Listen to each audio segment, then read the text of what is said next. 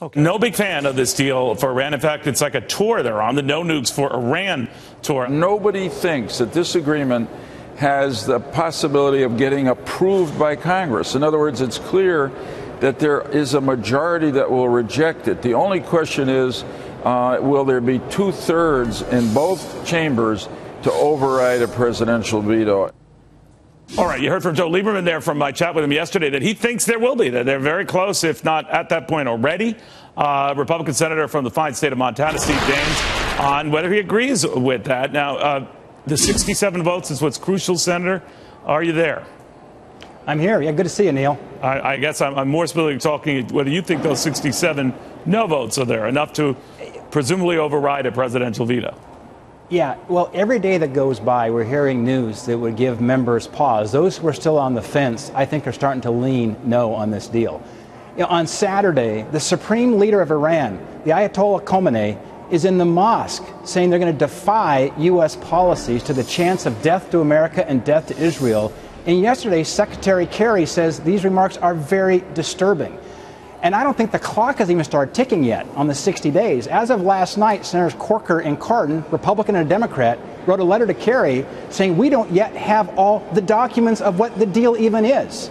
So I think as members look at the deal who are still on the fence, when they go back home in August and stand in front of the people that sent them back to Washington to defend this country, I do not think this deal is going to continue to increase momentum. If anything, I think there's going to be more momentum to kill this deal and to get the 67 votes. But I can count probably on one hand. Think about it. You know, the political pragmatism rules. I think at the end of the day, it's the summer. People are concentrating on other developments. This falls lower and lower on their totem pole of concerns, possibly.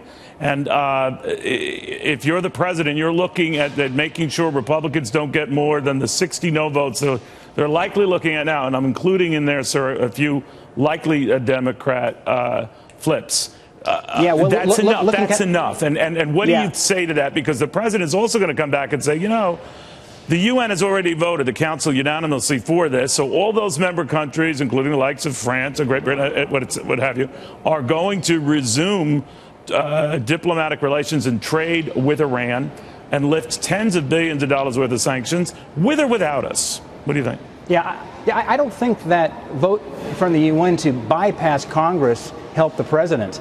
That had several members, particularly on the other side of the aisle, concerned how he bypassed Congress, goes to the UN Security Council first before coming to Congress. But enough for them to vote no now, Senator. The reason why I belabor the point is that you got to get to that 67, and you're not near it. Yeah, but I tell you what, I think we can count probably on one hand right now the Democrats who have publicly come out and said they support this deal. Remember back last spring when we signed the letter Senator Cotton sent to Iran? Right. There were 47 of us at that point.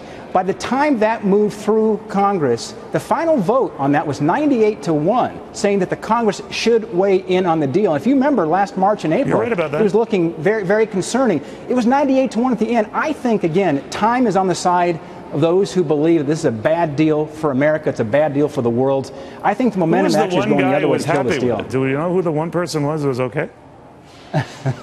You know, I think other than trying to get a legacy and a Nobel Prize right now, I think that is very, very concerning for us. This is about the security of the United States and the free world. Senator, thank you very, very much. I had forgotten that he's right. That was a 98-1 view of opinion in the Senate.